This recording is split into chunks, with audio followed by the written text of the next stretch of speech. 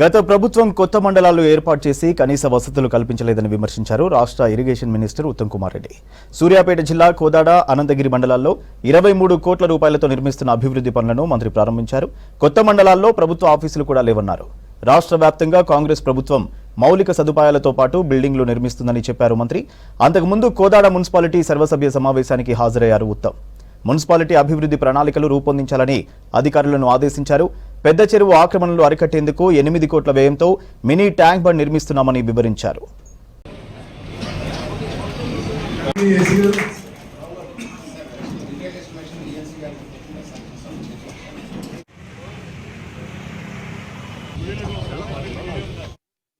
చనుపల్లకి మరి 20 కోట్ల రూపాయలతో డబుల్ రోడ్ కూడా మంజూరు చేసిన విషయం మనం చేస్తాం.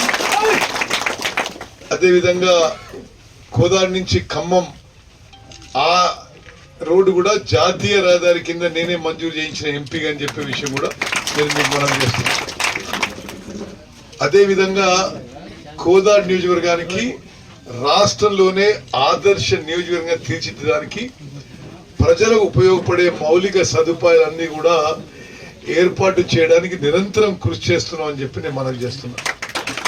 ఈరోజు ఉదయం కోదాడ మున్సిపాలిటీలో 20 కోట్ల రూపాయల మినీ ట్యాంక్ బండు, టౌన్ హాలు, ఇతరత్ర కార్యక్రమాలకి మరి పనులు మరి వేగవంతం చేయడానికి సమీక్ష పెట్టడం జరిగింది.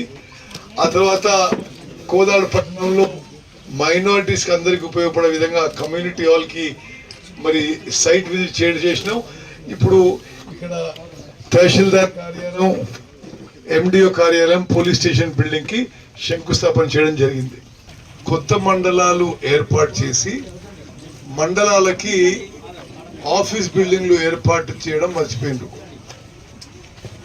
మా ప్రభుత్వం వచ్చిన తర్వాత సరే ముందుగా మన ప్రాంతంలో ఎంఆర్ఓ ఆఫీసులు, ఎండిఓ ఆఫీసులు, పోలీస్ స్టేషన్ బిల్డింగ్ కట్టాలని, అట్లీస్ట్ మన 2 కాన్స్టిట్యూన్సీస్ లో కట్టాలనే ఒక సంకల్పంతో ముందుకు పోయి అనంతగిరి మండలంలో ఈరోజు 1 కోటి రూపాయలతో తహసీల్దార్ కార్యాలయం, 1 కోటి రూపాయలతో ఎండిఓ కార్యాలయం, 1 కోటి రూపాయలతో పోలీస్ స్టేషన్ బిల్డింగ్ మంజూరు చేయడం జరిగింది.